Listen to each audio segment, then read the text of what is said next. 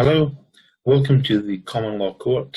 Today is the 27th of May 2020. Today we're going to discuss the existing statutory legal system, what there is of it, and we'll also give you an update regarding both David Noakes and Lynda Thayer. Now, for those of you who are not aware of the existing system, we now have a new judicial system in place within the UK. They have been working for a number of years now, but we're now to announce that it's up and running and it will probably be coming to a country near you soon. The new judicial system set up is SBV, which is short for Sentenced by Video. It's a new way, a new process. What they do is they actually arrest you. They put you into prison. You're not allowed to attend a court. They set up a court hearing. The public are not allowed in by way of the public gallery to witness anything, and there's no due process. They then set up a video link, get you to appear in the video link, and the judge will therefore sentence you by video. Great new system. It's cutting down and greatly reducing staffing costs, and it's a lot easier because by the time they pass sentence, you're already in prison. Well, if you think that's far-fetched, this is actually what's just happened to David Noakes. Now, what I'm going to do now is cover some of the information relating to the two of them. Some of you may not know the story about David and Lynda. We'll cover that just now, but what we can confirm is that the two of them are actually being attacked by the state. They're actually being attacked for trying to come up with a cure for cancer and various other diseases and ailments. They have actually been reasonably successful in doing so, and the government and the pharmaceutical company have done everything they can to attack them unlawfully.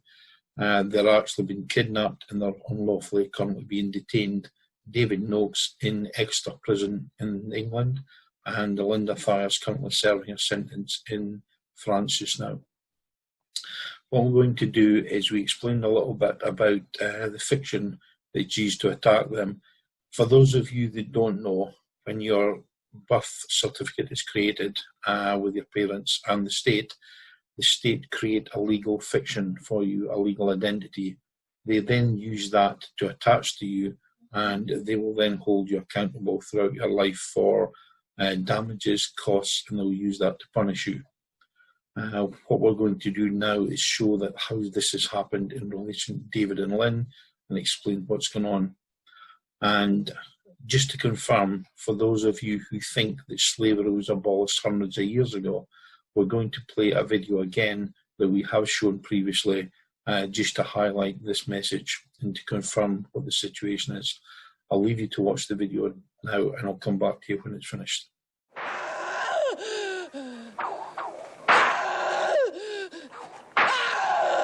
James, your name is Toby. I want to hear you say it. Your name is Toby. You're going to learn to say your name. Let me hear you say it. What's your name? Kunta Kinte.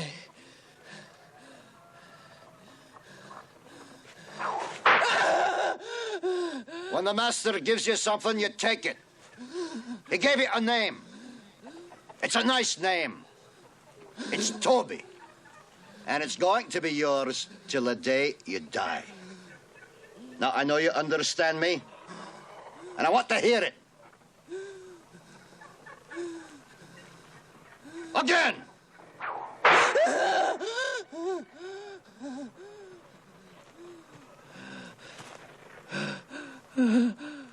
I want to hear you say your name. Your name is Toby. What's your name? Kunta.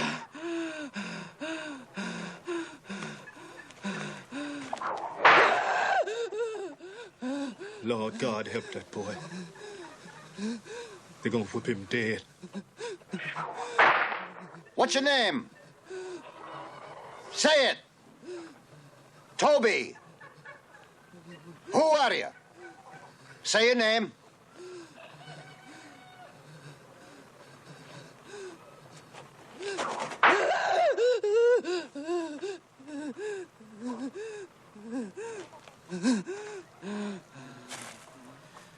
What's your name? Toby.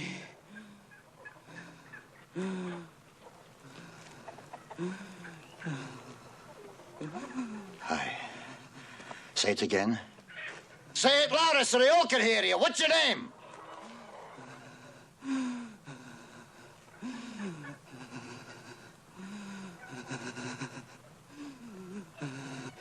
Toby. My name is Toby. Hi. That's a good nigger. Cut him down. Hello, welcome back. Not pleasant viewing, but I thought it was worthwhile showing you this video again. As you will see from the video, the slave, who is called Kunta Kinte, refused to accept the slave name. The slave was actually whipped and nearly died, and eventually, when he could take no more, he eventually accepted the slave name Toby. This is happening each day within the UK and countries throughout the world. In their statutory courts, which are so-called courts, but they're not their places of business, the judges knowingly are forcing a slave name onto you. You may believe it's the same name, but it's not. There is a difference. Your name under common law does not have a title and also is not written in capital letters. As soon as they attach the title to you, it becomes a fictitious name, a legal entity. And as soon as you accept the slave name, it then allows them to punish you as their rules apply, and you are obviously held accountable for any breaches of their so-called rules. It's only if you stand as a living man or living woman that these rules, so-called laws, are not applicable. Now, in relation to moving on and David and Lynn, both David Noakes and Lynda have actually confirmed that they are both a living man and a living woman. This has been confirmed as they've obtained a birth certificate from the common law court. They have also obtained ownership documents for the fictitious name, the legal entity, which means that the courts have no authority over them. Now, in addition to that, we've actually taken out void orders within their existing system to void previous decisions against them, which is still in the system. They cannot get rid of them. They cannot return them. They cannot void them. They cannot dismiss them. These void decisions are still applicable, but the judges do not want to comply with them, which again is a criminal offence. But what we'll do is we're going to go through in relation to the story and let you know what's happened with David and Lynn. David Noakes is currently, as we said, in Exeter prison, and Lynn is in France pending a hearing for charges that they've came up with. Both charges are unlawful. The system have kidnapped them and they are both being unlawfully detained. Now, they have used the fiction against them, and as we're dealing supposedly with a COVID-19 situation worldwide and the lockdown, this just shows you how ridiculous that this is. The state are using the health system. This is to try and concern people, scare the people. They're forcing them into lockdown, and potentially they're looking at the vaccinations in the near future. This is all ridiculous. It's been proven time and time again. There is not an issue here. This is something we're going to cover over the next few days in another video. But needless to say, just now, this has been orchestrated by the government and Big Pharma. Now, there are various other issues in relation to this, but get back to David and Lynn. The fictions have been used by the state to try and attack them, and nothing more than the reason that they are trying to come up with a cure for cancer and various ailments. If I just turn around out of curiosity, I'll ask you just now, as reasonable-minded men and women, how many people do you know have had cancer? How many people do you know, whether it's friends or family, have actually passed away with cancer? And more to the point, how many people just now do you know that are currently dealing with this? Now, this is ridiculous that people are having to deal with this and yet there's possibly a cure for this available. Now, chemotherapy, this is which Big Pharma uses. My understanding is that it costs approximately £40,000 for one course of chemotherapy. But when they actually start these courses, you do not get one, you maybe get 3 or 4 courses at £40,000 a time. Now, with that, because I've had relations who've obviously had chemotherapy before, and they're actually using this to literally kill people, the success rates for chemotherapy is only 3%. Now, yet, this is the product that was developed by David and Lynda is a product called GC-MAF. Now, this product has a huge success rate. They've treated over 10,000 patients. They've even treated stage 4 cancer, and they have a success rate of over 80%. My understanding is that the cost for this product is probably about 1% of what chemotherapy costs, and unlike chemotherapy, there is no side effects, literally. A minor is the equivalent of getting a flu jab. There's no side effects, no hair loss, no sickness, straightforward. And as I said, it seems to have a success rate of over 80%. Now, GC-MAF is not just tackling one issue. It deals with very many ailments. So this product is actually causing a lot of good. It seems to be successful. We are not allowed to use the word cure, so we won't use cure. But what we can tell you is prior to taking this product, people had an ailment, a disease, autism, cancer. They've taken this product, and after taking it for a period of time, they'll now no longer have cancer or autism. But we can't say they've been cured. However, this is only according to the Cancer Act 1939. However, at a recent Commonwealth Court, we have annulled that legislation, so it's not applicable. Now, if we come back just now and look at the situation with David and Lynn, we have actually convened various courts over the last few years to deal with this issue. Now, there has been 3 different judges prosecuted and found guilty for their behaviour in relation to this. 2 judges in England, which is Nicholas Lorraine Smith and Michael Supperstone. And in France, we've prosecuted Jean-Luc Cadoud, who's a senior court judge over in France. We've also prosecuted the, the Lord Chief Justice, Mr. Burnett, I think it is, has been prosecuted, all of which were found guilty by a trial and a jury of their peers, and all have been sentenced accordingly. Now, what we're going to do is move on slightly because we are highlighting the problems within the system. We have actually put in void orders. The void orders that went in was to annul or cancel previously issued orders by the statutory courts. Now, we have 3, 1 for Lynn, 2 for David. So we have actually voided them, and they currently are still in the system and they cannot get rid of them. But what the judges are trying to do is just ignore them, which they won't be able to. So next week, we're actually moving forward. We're going to go to the courts and we're going to obviously deal with this issue. But the void orders are still there, and the fact that they're not complying with them confirms that they're committing more crimes against the people. This is not just a small issue. This is treason. They're actually committing treason just now, and nobody's holding them accountable. Well, the Common Law Court has, and we will do so over the next week or so, because it is treason, and these crimes are actually killing people. Now, not only that, it says these decisions that we've put in, the void decisions, are lawful, but not only that, they're legal within their own system, and yet they're still not complying. The notices have been submitted, they've been served to the courts, and in addition to serving them to the courts, they've actually signed for them, so they've acknowledged receipt of these. However, they still don't want to comply with them. Now, in relation to the situation with Nicholas Lorraine Smith, what we can say is that Nicholas Lorraine Smith dealt with a hearing last Friday for David Noakes. Now, I'm sorry if I just get this just now, I'll just check the date for you.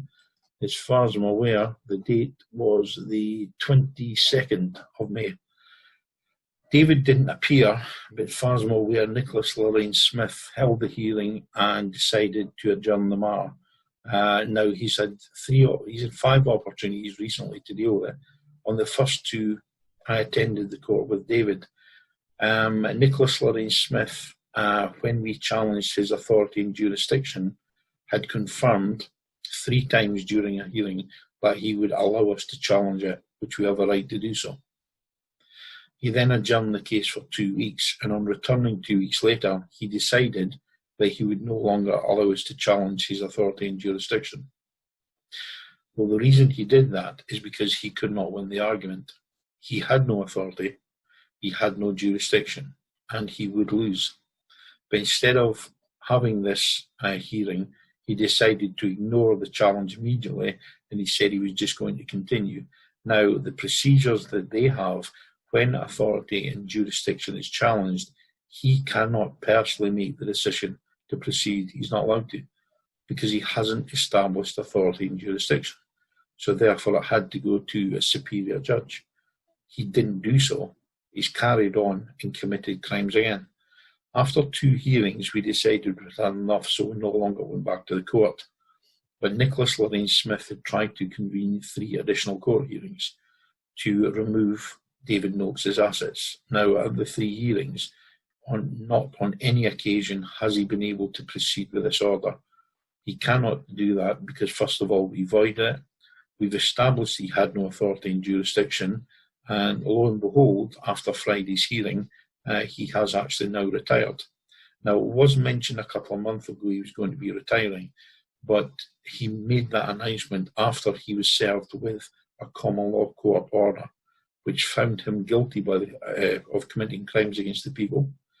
He was guilty of various charges against the people, and he was informed that he would be held accountable for his behaviour. We then voided his decisions, so that meant that he couldn't proceed with enforcement. We refused to go to his court, which wasn't a court at all, it was a place of business, and all of a sudden he's decided he's now going to retire. Now, there was an announcement on the website for the courts confirming that he's retired after serving a number of years, but he has retired early at the age of 67. Now, as far as I'm aware, the retirement age for judges is 70, although many judges actually continue until they're 75. Given the amount of money they make as well, it's a strange decision to retire. It's also a strange decision to retire earlier. But could this be to do with the common law court stance? Could it be that he's been caught out by a jury and found guilty? Could it be that he wishes to protect his pension in case it's going to disappear? Or is he concerned about what's happening and the fact he has no authority? He is no longer a judge as from last Friday. Now, the latest situation was, having decided to adjourn matters on Friday, David Noakes is now have to appear on the 19th of June for the next hearing. Unfortunately, my understanding is they're going to start the process again with a new judge, which means that there will be a hearing, a summary hearing, basically to decide how they're going to proceed, a briefing, and then after which the judge will probably then set a preliminary hearing, and then after which it will go to trial. However, this matter's already been dealt with because we will be lodging paperwork probably next week to see how things go, because they can't do what they're doing. It is criminal, and they're continuing to commit crimes against the people and also against the 2 individuals concerned, and they're also kidnapping them and they're unlawfully detaining them, which needs to be sorted out. If we move on just now, we're going to mention the second judge concerned in this. There has been many more, but the 2 we'll concentrate on today is Nicholas Lorraine Smith, who is retired, and the final one will be Justice Supperstone. Now, Supperstone has actually been prosecuted by the Common Law Court. I convened the case against him, and a jury of his peers found him guilty, which was excellent. They had information presented to them about his behaviour. They were in no doubts whatsoever that he was guilty, and they prosecuted him accordingly. Now, there's an interesting story here. What I'm going to do before we discuss this matter, I'm going to show you another video. So if you just pause just now, and please can you watch this video, and then we'll have a chat later. In early 2019, Marcus Ball's private criminal prosecution case against ex-Mayor of London Boris Johnson was approved by Westminster Magistrates Court for a criminal trial. but it was then suddenly shut down by Judges Supperstone and Rafferty at the High Court before it could get in front of a jury.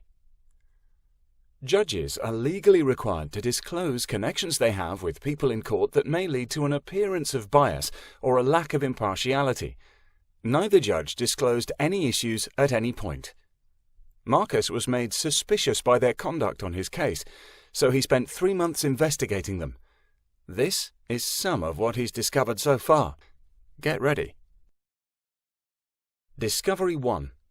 Judge Supperstone, who shut down the case against ex-Mayor of London Boris Johnson, used to be one of ex-Mayor of London Boris Johnson's lawyers, but never told anyone. Neither did Boris Johnson. Marcus found proof of a payment of £35,500 from Mayor Boris Johnson's GLA accounts to Mr. Supperstone QC in 2008 that Judge Supperstone has not disclosed at any point. The full extent of their relationship is not yet known. Discovery 2.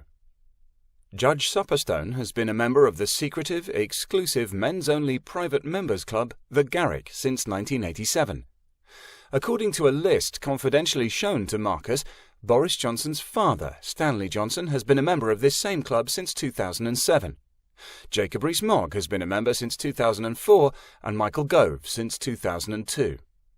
What this means is that if Judge Supperstone had ruled against Johnson in this serious criminal case, he would have been ruling against activities that several fellow members of his social club had also carried out, potentially making his time there very uncomfortable.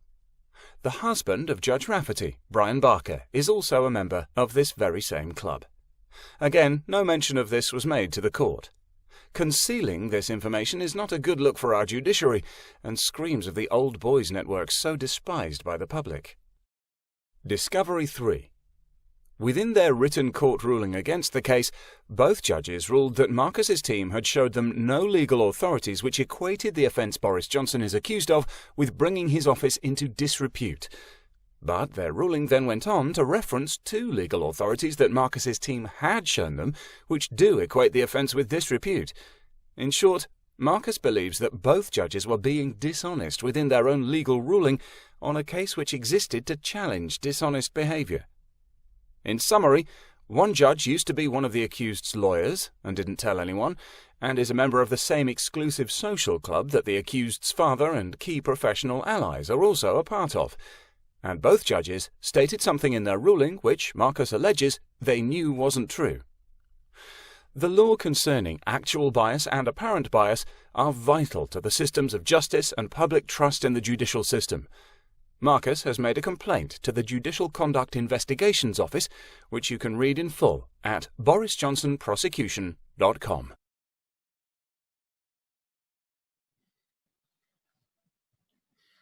Hello, welcome back. Interesting video.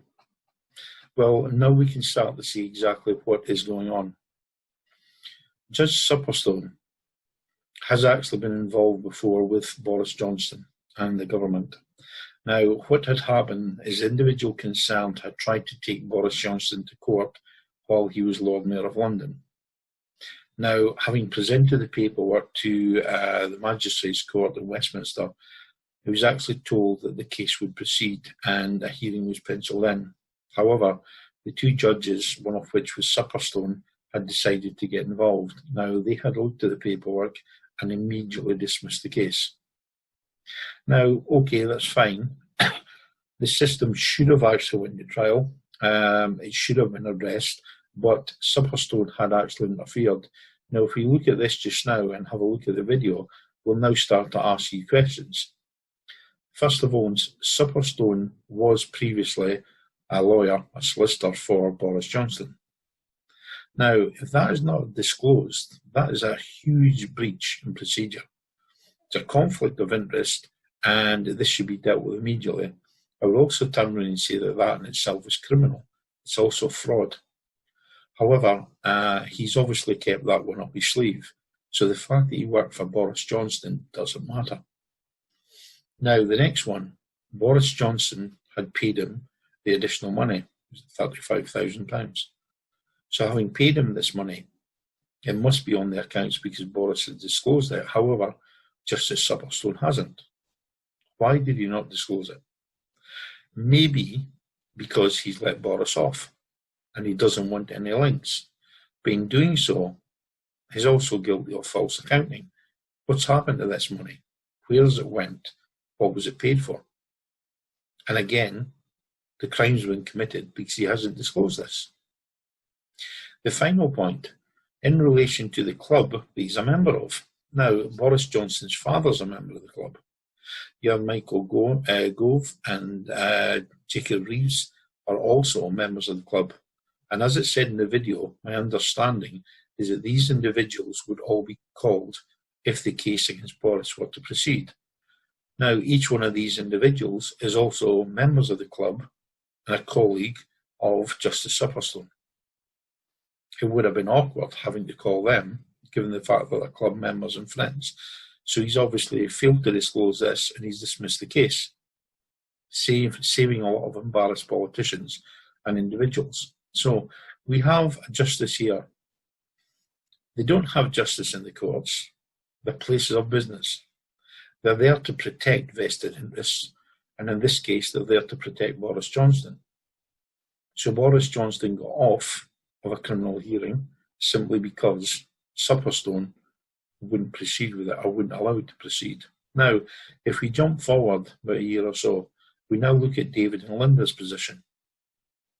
Supperstone, along with Nicholas Lorraine Smith, have been found guilty by the people. So the people are obviously quite good, which enhances the position of the common law court, because it is used for lawful purposes to obtain a lawful remedy. And yet, when presented with the evidence, these individuals, reasonably minded men and women, can determine quite easily whether a crime's taken place and if the individuals are guilty as summoned to attend the hearing. Now, they have confirmed that that was the case, which obviously confirming that the system works, and yet their existing system is failing. It's failing because they're protected the vested interests, and it's failing because it doesn't offer justice. And yet, everyone seems happy with this. It's disgusting. It should be sorted out immediately, and the people found guilty should be removed immediately from their positions, and the common law court orders should be enforced. Now, Boris Johnson was also given an order in relation to Lynda Fire. He was told that the judges had been prosecuted, they were guilty of committing crimes against the people, and then they were told that Boris Johnson had to get Lynda back from the French prison. So having submitted the order for him, he's obviously signed for it to receive it, and yet he's ignored it completely. Now we come back to the question, how can he, as a Prime Minister, appointed by the people and paid by the people, how can he ignore this decision, which is issued from the people, a jury of peers and a superior court, a court of the people? Now, with the declaration, we've confirmed our position, we've confirmed the crimes by the state, and we've served a copy of this notice of the declaration to Boris Johnson, who has literally 3 more days to respond. After which we will then contact him and update the people next week in relation to what's happening. But Boris Johnson is in a job, he's been paid to do a job, he's been told what to do by the people, and he's ignoring them. He's using the system to protect himself. He's using this to attack people, innocent people. And again, if we come back to the situation with David and Lynda, they have, I think the product they have will treat approximately 40, if not more, diseases, various diseases that you have. So if you have friends and family that are affected by various other diseases which GCMAF can help, why are you being deprived of this assistance? You should have the right to try this. They cannot dictate to you what you can and cannot do, especially if it's not causing harm, and especially if it's a fraction of the price. This is all about big money, and it's about the government, it's about corruption, and it's with the pharmaceutical companies. Now, when our politicians behave like this, we need them out immediately. These politicians, including Boris Johnson and the judges concerned, are committing treason against the people in this country, and it's no longer acceptable. So what we're going to do is move on now. I'd like to thank you for joining. Just a news update in relation to David's position and Lynn. We will be working on them shortly, submitting paperwork, and we will be keeping you up to date over the next week or so. What we'd like to do just now is to confirm, given the current situation, which is COVID, they are not allowing visitors into the prisons. Strange. David does have diabetes. His health is okay. It's not great, but given obviously the COVID situation, they've decided that he will be isolated. So he is currently in his own cell. He can make phone calls out, but he's not allowed visitors. He can receive any letters. So please, if you wish to write down to David, please feel free to do so. He will be able to read them and hopefully may be able to respond, but he can now take mail. What I'd like to do is confirm the contact details. First of all, the contact is the prison, which is HMP, Her Majesty's Prison, Exeter. The address for that is 30, that's 30, New Road, North Road, Exeter, E for Echo, X for X-ray, 4, E for Echo, X for X-ray. I'll repeat that. Her Majesty's Prison, Exeter, 30 New North Road, Exeter, EX4, 4EX. I'm not sure if anyone wanted to call them, but it says if you do wish to call the prison contact telephone number is 013 92 415 650. And the final thing, if you're writing to David just now, in addition to the address, what you have to do is refer to David's name, David Noakes, and his prison number. His prison number is A for Alpha, 7081, D for Delta, Y for Yankee. I'll repeat that again. A for Alpha, 7081, D for Delta, Y for Yankee. So please, if you wish to write down, please feel free to do so. Remember to mention his prison number. You have the address, and you can also phone in. He is not allowed visitors just now. Hopefully that may change, but he can accept mail. So please feel free to drop him a line. I'm sure he would appreciate it just now, and we will keep you up to date with what's going on over the next couple of weeks. So thank you for joining, and we'll see you later. Goodbye for now.